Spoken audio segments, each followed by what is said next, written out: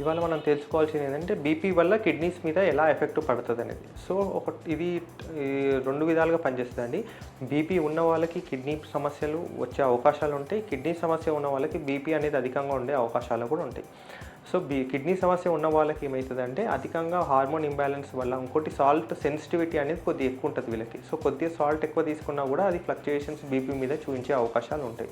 ఇంకోటి ఏంటంటే fluid electrolyte balance అనేది సరిగా ఉండదు బాడీలో. ఇందువల్ల ఏమైతుందంటే ఎక్సెస్ సోడియం అనేది బాడీలో రీటైన్ అవ్వడం వల్ల బీపీ అనేది కంట్రోల్లో ఉండకపోవచ్చు.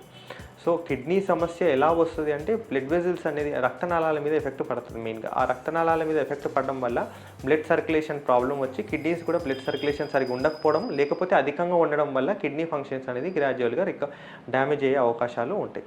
ఓన్లీ కిడ్నీస్ అనే కాదు, దీనివల్ల ఓవరాల్ బాడీ మీద ఎఫెక్ట్ పడే అవకాశాలు ఉంటాయి. సో ఫ్యూచర్లో హార్ట్ మీద ఎఫెక్ట్ పడేది, లేకపోతే కంట్ల మీద ఎఫెక్ట్ పడేది, లేకపోతే బ్రెయిన్ మీద ఎఫెక్ట్ పడే అవకాశాలు కూడా ఉంటాయి.